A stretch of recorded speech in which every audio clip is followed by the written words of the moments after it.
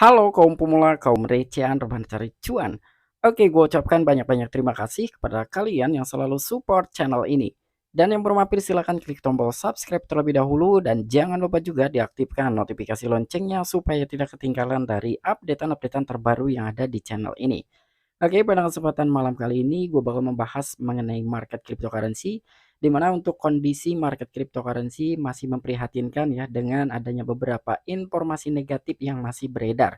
Tetapi sebelum lanjut ke pembahasan, seperti biasa gue ingatkan kembali kepada kalian tetap dior, do your own research. Di sini gue tidak ada unsur ajakan kepada kalian untuk membeli ataupun menjual koin-koin dan juga token-token yang gue bahas. So, apapun risikonya gue tidak ikut bertanggung jawab. Oke, jadi untuk, kondisi market ya di tampilan home exchange Binance, ini memang, masih merah merona gitu, terkecuali ada token SNM dan juga VIB yang mengalami kenaikan. Tetapi untuk koin dan juga token yang seperti biasanya ya, ini mengalami penurunan gitu. Memang masih merah merona gitu ya untuk kondisi market per hari ini, termasuk di coin market cap pun ya, dari market cap global altcoin itu memang mengalami penurunan ya, yang seperti biasanya itu kisaran di $1 miliar. Namun untuk kondisi market cap hari ini sudah berada di bawahnya, batas normal gitu. Mungkin untuk normalnya itu market cap altcoin ya secara keseluruhan itu di sekitaran $1 miliar, namun sekarang sudah berada di bawah $1 miliar. Oke, jadi kira-kira ada informasi apa nih per malam hari ini? Yang penting buat teman-teman semua ya tetap dior, save money ya, kalian, intinya lebih mengamankan uang kalian lah gitu ya. Bukan berarti di sini gua menyarankan buat teman-teman semua ini untuk cut loss aset kalian ya, tidak seperti itu. Tetapi yang gua maksud adalah lebih baik kalian mengamankan aset kalian ya, jangan dulu serok untuk kondisi market saat ini. Tetapi apabila kalian ingin DCA, yaitu silahkan aja, yang penting tetap dior ya, do you own research. Oke, jadi nggak perlu banyak basa-basi, kita langsung saja masuk ke sumber informasinya. Oke, jadi untuk informasi yang pertama di sini ada artikel yang diangkat oleh coingap.com. Mungkin di sini ada salah seorang gitu ya yang mempertanyakan mengenai market crypto, kira-kira apakah market crypto ini bakalan mati gitu. Oke, makanya di sini kita bahas ya. Apakah kripto benar-benar mati? Inilah yang disampaikan arus keluar pertukaran. Keruntuhan FTX dan volume perdagangan yang tinggi telah menyebabkan investor mempertanyakan apakah kripto benar-benar mati. Ya, oke, jadi dengan adanya sebuah pertanyaan seperti ini ya, atau adanya sebuah artikel seperti ini, apakah kripto benar-benar bakalan mati gitu.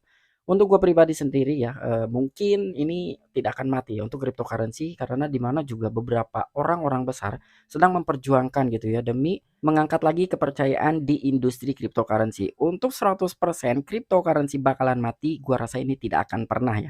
Karena yang kita lihat adalah, teknologi gitu, makin ke sini makin canggih. Untuk cryptocurrency sendiri ya ini kan akan dibuat secara desentralisasi atau decentralized lah ya, terpusat gitu, nggak mungkin ini akan mati. Justru ini, akan dijadikan sebagai solusi ke depannya gitu. Sebenarnya dari pas begitu adanya cryptocurrency, mereka ini bakalan, memberikan sebuah solusi gitu ya, dengan setiap transaksi ini tidak ada pihak ketiga ya, kurang lebih seperti itu. Namun mungkin dengan adanya kondisi seperti ini dari beberapa, koin gitu ya, salah satunya adalah koin Terra Luna yang pernah mengalami kehancuran, Penturo Capital itu pun sama, dan yang terbaru ini adalah bursa gitu ya, exchange FTX yang mengalami kehancuran.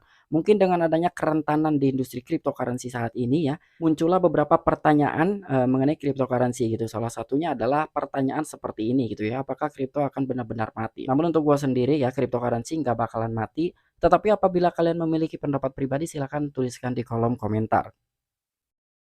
Dan di sini penularan FTX telah menyebar cukup cepat di semua bursa kripto dan investor telah memilih solusi hak asuh sendiri. Ada arus keluar besar-besaran Bitcoin dan stablecoin dari bursa setelah jatuhnya FTX. Nah, jadi di sini dengan adanya penularan gitu ya dari exchange FTX yang mengalami kehancuran dan itu katanya menyebar cukup cepat. Memang benar sekali. Dampak dari exchange FTX ini menyebarnya cepat banget gitu ya. Bahkan dari beberapa bursa pun dimintai secara transparansi gitu. Dan di sini dengan adanya sebuah kehancuran dari bursa ya, bursa terbesar di dunia ya walaupun dari FTX ini menduduki di peringkat ketiga dan dengan adanya sebuah keruntuhan seperti ini ada indikasi beberapa harus keluar gitu ya dan itu nilainya besar-besaran juga katanya termasuk Bitcoin dan juga stablecoin. Bahkan di sini dari beberapa investor juga mereka memilih untuk hak asuhnya sendiri. Maksudnya hak asuh itu seperti apa? Oke, mungkin yang dimaksudkan oleh bahasa hak asuh gitu ya. Jadi hak asuh ini orang-orang itu lebih ke melikuidasi dari beberapa aset yang mereka miliki ya, kurang lebih seperti itu apa yang gue simpulkan dengan, kalimat hak asuh gitu ya. bukan berarti mereka ini memang benar-benar bakalan meninggalkan 100% cryptocurrency, menurut gua itu tidak. Hanya saja mereka ini melikuidasi saja gitu ya, cari aman lah intinya seperti itu. Dan bahkan di sini pun ada artikel yang diangkat oleh Cointelegraph.com ya, kita sambungkan, dari berita yang tadi gitu, adanya sebuah pertanyaan di dalam sebuah media Coingap.com, apakah kripto benar-benar mati? Nah, di sini salah satu jawabannya yang mungkin, ini masuk akal juga gitu ya, ketika kita sambungkan dengan salah satu berita yang barusan kita bahas. Oke, di sini CEO Binance ya ataupun CZ mulai mengerjakan ide Sepchex dan juga Vitalik Buterin. Oke, jadi di sini adanya sebuah kolaborasi antara Seng Pengjau dengan Vitalik Buterin, di mana kedua orang tersebut ini adalah orang besar gitu ya. Yang satu pendiri dari koin BNB dan yang satunya lagi koin Ethereum. Jadi di sini ide tersebut yang dituangkan ya oleh kedua orang tersebut adalah dia ingin mengamankan ya dari beberapa bursa karena mungkin mereka belajar dari pengalaman ya setelah kehancurannya dari bursa FTX. Sementara solusi jangka panjang akan membutuhkan keterlibatan multi-site dan dompet pemulihan sosial.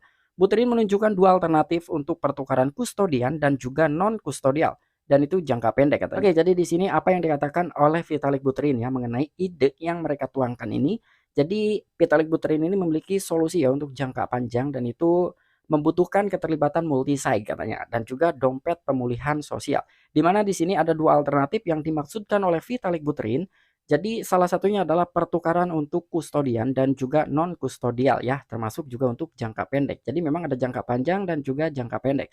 Itulah yang memang dikatakan atau direncanakan oleh Vitalik Buterin dan di sini runtuhnya banyak ekosistem kripto utama pada tahun 2022 mengungkapkan kebutuhan mendesak untuk pembenahan cara pertukaran kripto beroperasi. Salah satu pendiri Ethereum yaitu Vitalik Buterin percaya dalam mengeksplorasi di luar metode yaitu fiat money untuk memastikan stabilitas pertukaran kripto. Oke, jadi di sini mungkin kita langsung ambil poinnya saja ya yang dimaksudkan oleh Vitalik Buterin dan juga dibicarakan dengan Seng Pengjau. Jadi maksud Vitalik Buterin ini ya kedepannya ya dari beberapa bursa mungkin harus memiliki, keamanan dana gitu ya di beberapa bursa gitu termasuk untuk mengamankan dana dari investornya yang menggunakan salah satu bursa tersebut.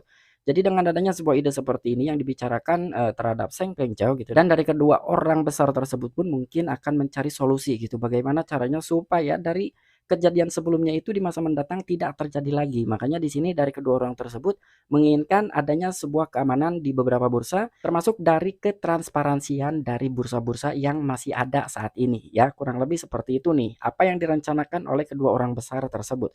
Karena di sini juga ya, setelah berdiskusi dengan angel investor Balajiwa Srinvasan dan bursa kripto seperti Coinbase, Kraken, dan Binance, Buterin merekomendasikan untuk opsi pembuatan bukti kriptografi dana on-chain yang dapat menutupi kewajiban investor bila diperlukan. Juga dikenal sebagai bursa terpusat yang aman, yaitu centralized exchange ya. Jadi di sini memang benar-benar yang diinginkan oleh Vitalik Buterin ya dengan ide dua tersebut ya, di mana di situ untuk pertukaran kustodian dan juga non kustodial gitu. Jadi di sini memang dari beberapa bursa yang masih ada termasuk dari bursa-bursa Tier 1 ya, di sini ada Coinbase, Kraken dan juga Binance. Jadi di sini untuk Vitalik sendiri merekomendasikan pilihan gitu ya, karena di sini opsi gitu, pilihan untuk pembuatan bukti kriptografi dana on-chain yang dapat menutupi kewajiban investor bila diperlukan. Nah, jadi memang harus memiliki dana cadangan gitu ya, dan itu memang harus secara transparansi gitu.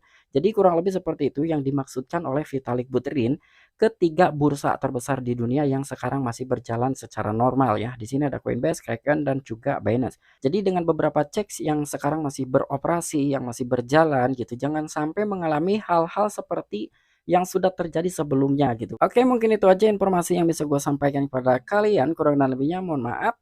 Jadi kira-kira menurut kalian bagaimana nih dengan beberapa informasi yang sekarang masih negatif, yang masih memanas gitu ya, bahkan dari penularan exchange FTX yang mengalami kehancuran ini cepat banget gitu ya menyebarnya dari beberapa perusahaan ya venture capital gitu dan dari beberapa sisi lah gitu sekarang terkena dampaknya. Apakah benar-benar cryptocurrency ini bakalan mati atau tidak? Namun untuk gua pribadi ya, cryptocurrency ini tidak bakalan mati gitu ya. Dan barusan pun kita membahas dari kedua orang besar tersebut ya, di mana ada Seng Pengjau dan juga Vitalik Buterin. Mungkin dari kedua orang ini bakal merencanakan gitu ya ide-ide baru ya, bagaimana supaya dari kejadian sebelumnya ini tidak terjadi lagi di masa mendatang ya, kurang lebih seperti itulah. Oke, mungkin itu aja informasi yang bisa gue sampaikan kepada kalian, kurang dan lebihnya mohon maaf. Sampai jumpa, saksikan di the next video-video gue selanjutnya. Salam cuan, salam profit, bye-bye.